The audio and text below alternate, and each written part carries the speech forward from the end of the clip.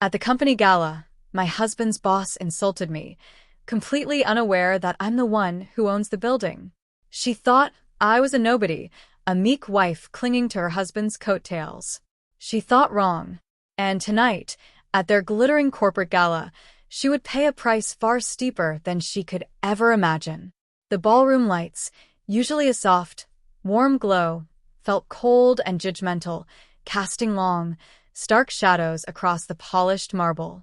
Laughter and polite chatter, once a distant hum, now echoed with a sharp, brittle edge, a soundtrack to the unraveling about to unfold.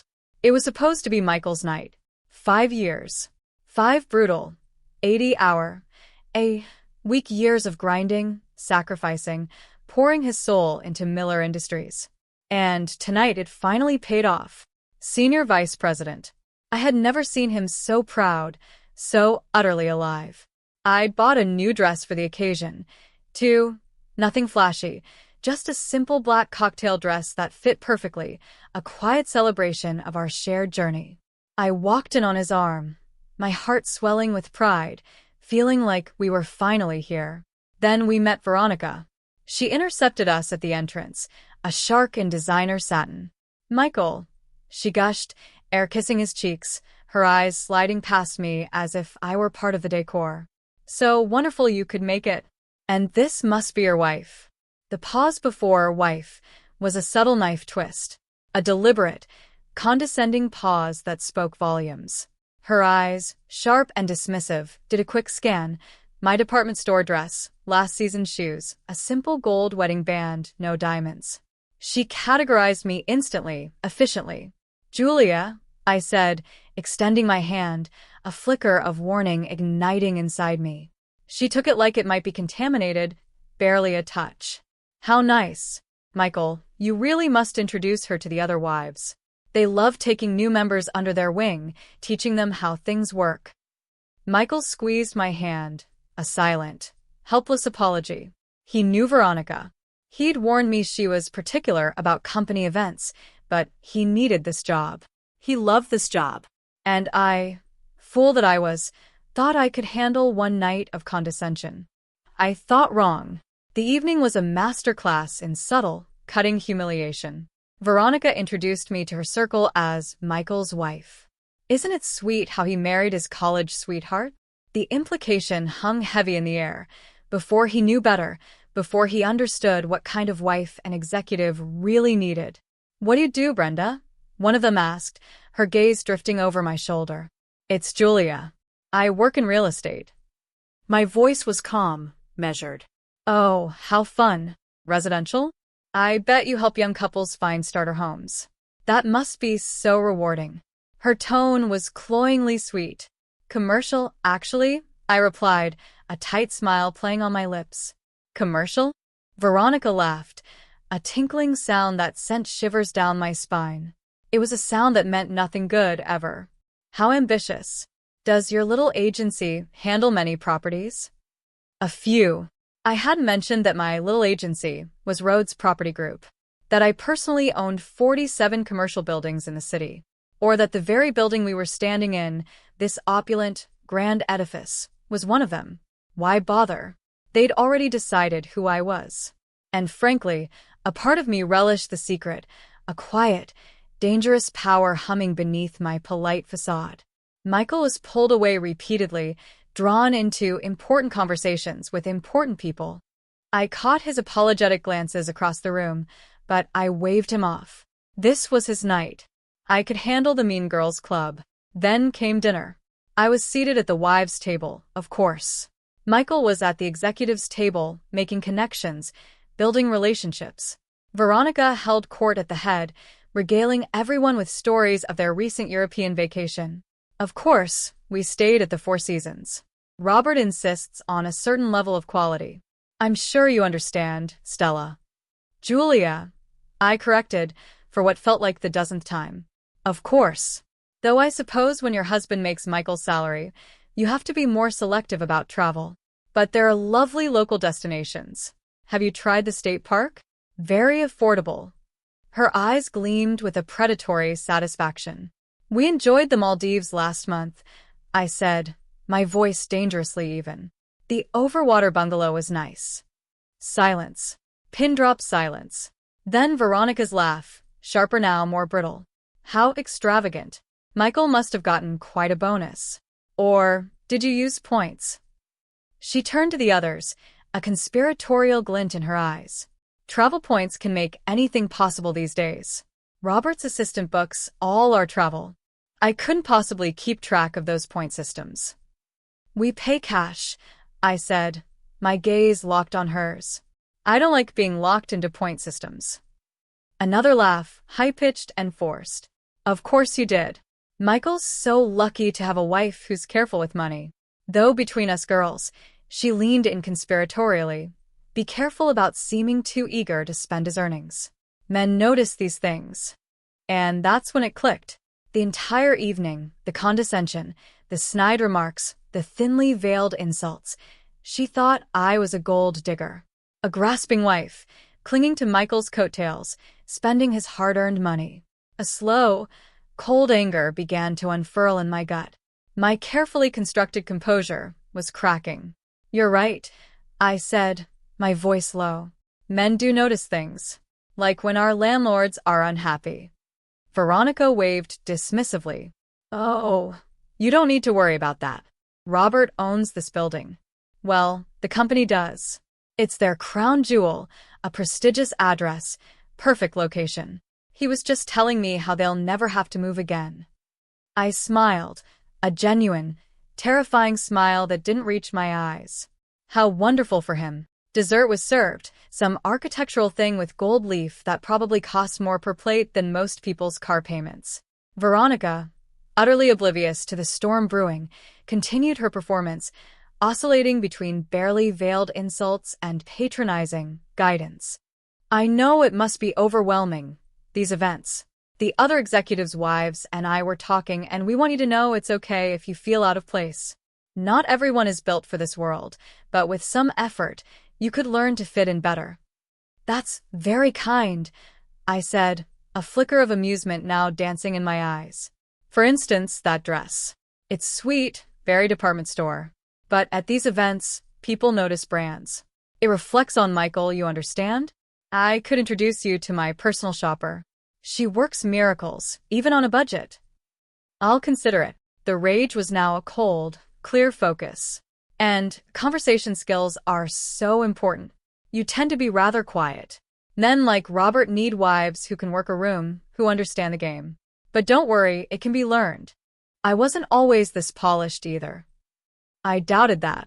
Veronica had been born polished, born knowing exactly which fork to use and which designer to wear, and how to make others feel small with a smile. She was a master, honed by years of practice.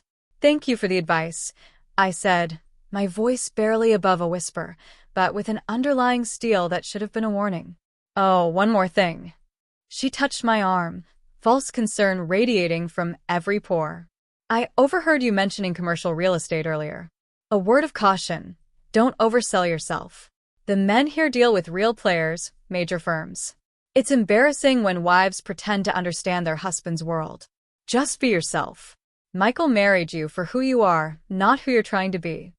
The lights dimmed for speeches. Robert Miller took the stage, puffing up with self-importance, his chest swollen with pride. He talked about the company's growth, their new initiatives, their permanent home in this prestigious building. Miller Industries isn't just renting space, he declared, his voice booming. We're investing in our future. This building represents our commitment to excellence, our permanent place in the business landscape. We're here to stay. The applause was thunderous. Veronica preened, accepting congratulations on her husband's success. That's when I stood. Excuse me, I called out, my voice, though not loud, carried across the ballroom with an undeniable authority. Mr. Miller. Heads turned. Robert looked annoyed, his self-important glow momentarily dimmed by the interruption. Yes. I wanted to congratulate you on your commitment to the building. As the owner, I'm always pleased to hear tenants are happy. The silence that followed was deafening. Every eye in the room swiveled to me. I'm sorry, Robert said slowly, a crease forming between his brows. The owner? Julia Rhodes, Rhodes Property Group. We've never met formally. I prefer to let my property managers handle day-to-day operations, but since you're so committed to staying, perhaps we should discuss your lease renewal?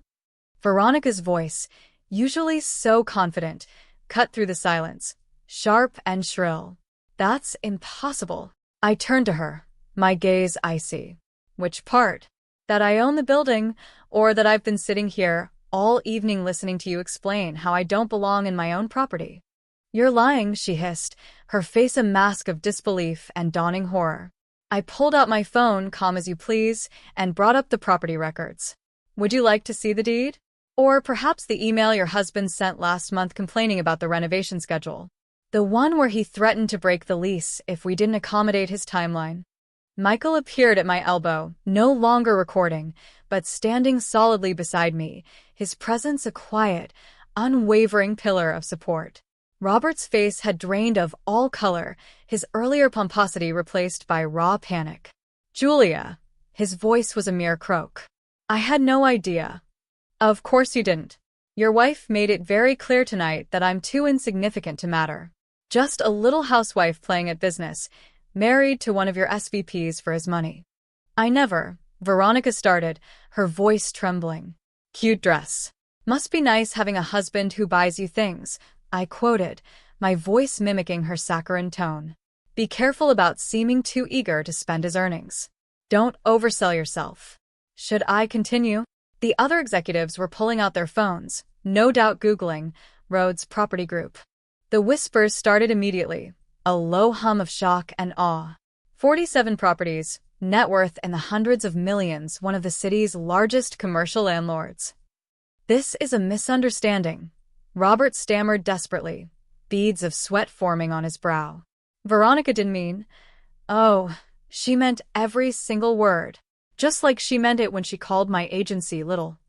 When she suggested I vacation at the state park because I couldn't afford better. When she offered to teach me how to fit in. I smiled at Veronica, a cold, predatory smile. Thank you for that, by the way. You've taught me exactly what kind of tenants I don't want in my buildings. You can't evict us over a social slight, Robert blustered, finding a sliver of his bravado. Evict you? No. But your lease is up for renewal in 6 months. And based on how things have gone tonight, I'll be adjusting it to the current market rate. You're paying $30 per square foot, a carryover from the last owner. Current market is $90. That's triple. My voice was calm, chillingly precise. It is. But as your wife pointed out earlier, quality has a price. And Robert, you've always demanded a certain level of quality, haven't you? Veronica grabbed his arm, her eyes wide with terror.